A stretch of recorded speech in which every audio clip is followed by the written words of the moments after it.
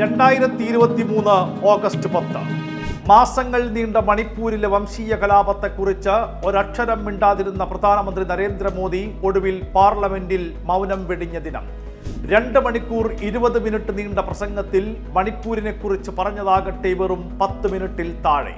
മണിപ്പൂരിൽ 2 സ്ത്രീകളെ വസ്ത്രങ്ങൾ അഴിച്ചുമാറ്റി റോഡിലൂടെ നടത്തിയ സംഭവത്തിന്റെ വീഡിയോ പുറത്തു വന്നത് 2023 ജൂലൈയിൽ. അതിനുശേഷമായിരുന്നു മോദിയുടെ പ്രതികരണം. എന്നാൽ അപ്പോഴും രാജ്യം നിങ്ങൾക്കൊപ്പമുണ്ടെന്ന വാചകമടിക്കപ്പുറം ഒരു തവണയെങ്കിലും മണിപ്പൂരിൽ പോകാൻ നരേന്ദ്രമോദി തയ്യാറായില്ല.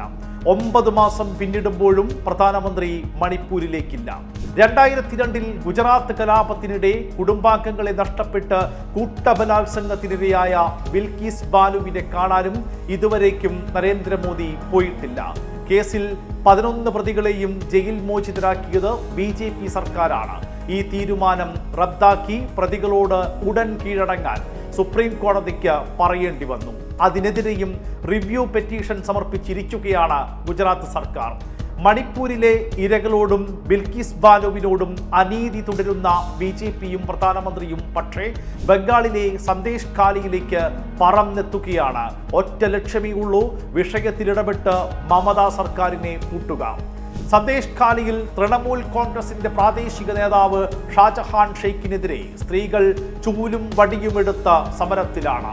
ലൈംഗിക പീഡനം അടക്കം ഉന്നയിച്ചുള്ള സമരം അടിച്ചമർത്താൻ ഷാജഹാൻ ഷെയ്ഖിന്റെ അണികൾ രംഗത്ത് വന്നതോടെ സംഘർഷമായി. ഒളിവിൽ പോയ ഷെയ്ഖിനെയും കൂട്ടാളികളെയും മമതാ ബാനർജിയുടെ സർക്കാർ സംരക്ഷിക്കുന്നു എന്നാണ് ആരോപണം. മാർച്ച് 4 ബംഗാളിലെത്തുന്ന നരേന്ദ്രമോദി സന്ദേശ് ഖാലിയിലെ സ്ത്രീകളുടെ സംഗമത്തിൽ പങ്കെടുക്കും. അവരുടെ പരാതികൾ കേൾക്കും. കേന്ദ്രമന്ത്രിമാർ ഉൾപ്പെട്ട BJP സംഘം നേരത്തെ തന്നെ സന്ദേശ് ഖാലിയിൽ എത്തിയിരുന്നു. മമതയെ രാഷ്ട്രീയമായും ക്രമസമാധാന പ്രശ്നമുന്നയിച്ച ഭരണപരമായും നേരിടാനാണ് BJPയുടെ തീരുമാനം. മണിപ്പൂരിൽ പോകാത്ത പ്രധാനമന്ത്രി ബംഗാളിലേക്ക് പായുന്നതിന്റെ കാരണവും മറ്റൊന്നല്ല.